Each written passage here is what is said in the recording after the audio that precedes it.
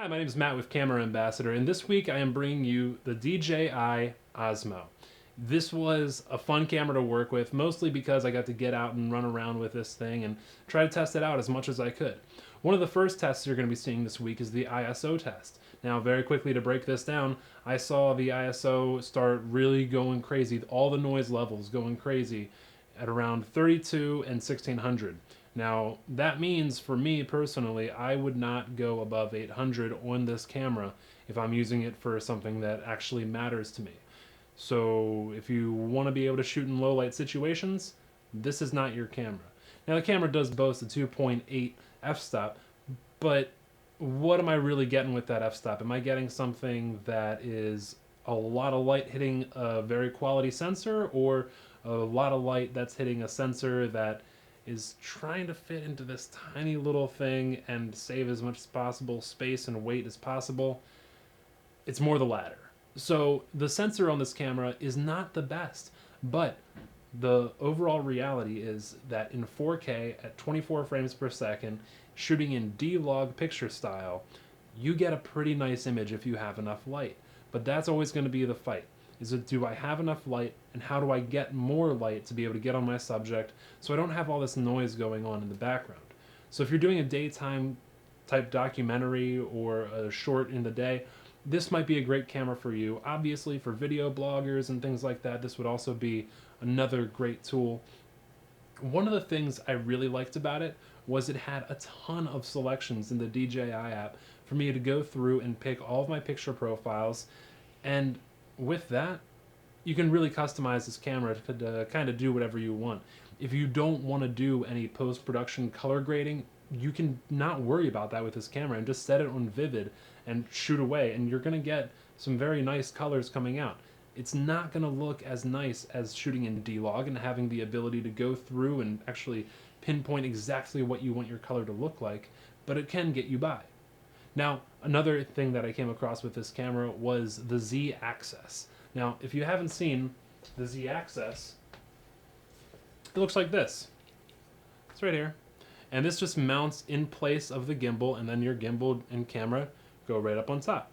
Now, what this does is, as you're running and you don't have the time to actually be, nice and smooth and steady and all that stuff, you can actually just mount the camera on top of here, and this spring and Z-axis will actually allow you to be able to cut out a ton of the actual bumps and hits that you take.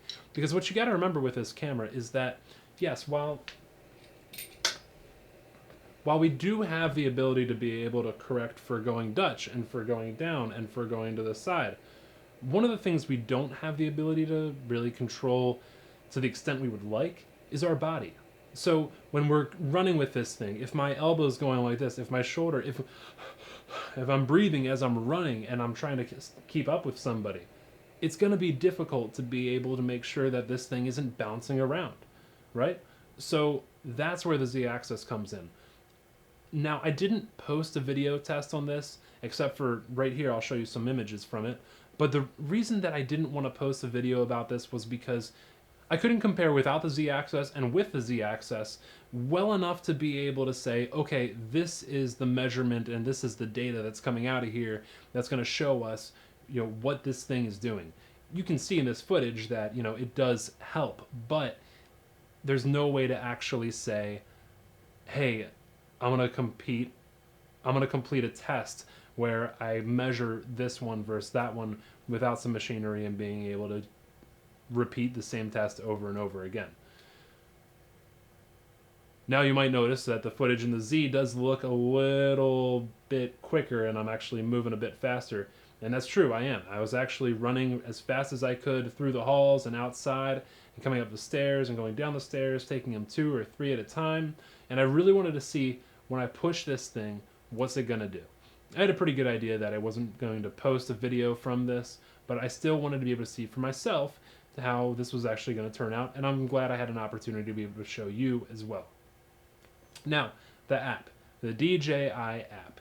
This thing is very intuitive, very easy to use, and it's got 1 star. I don't know why. I'm not sure. I don't get it. All you got to do is open up your settings, click Wi-Fi, select the Osmo once it's been turned on, go to the DJI app, open that up, scroll to select your product, and then pick the Osmo, and it connects, and you're done. It's that easy. And then this mounting system on the side here is really slick. I definitely like this a lot.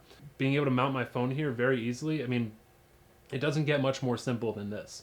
And the fact that you can go kind of a bit more stealthy too by putting these arms back in and being able to fold this down. And then I'm going to keep my phone kind of down here, and as I'm shooting, I can walk and hold this camera and look down at my phone. If I want to go really stealth, I can just have my phone in my pocket and I can just be, holding it. I haven't tried inverting the camera yet, holding it upside down, but I wonder how the gimbal would do there. And if you have tried this, write in and let me know, how does it act when you flip it upside down and you start working with it that way? Definitely like to hear about that. Osmo is a great camera for any cinematographer who is looking for a short to do and they don't have a big budget and they want to shoot it outside and they have plenty of light. That's really the biggest thing, is the light with this camera. That's what you need to feed it and get it, and then you'll have a great looking image.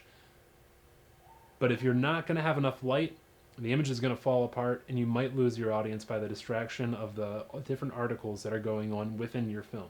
I hope you enjoyed my review of the DJI Osmo.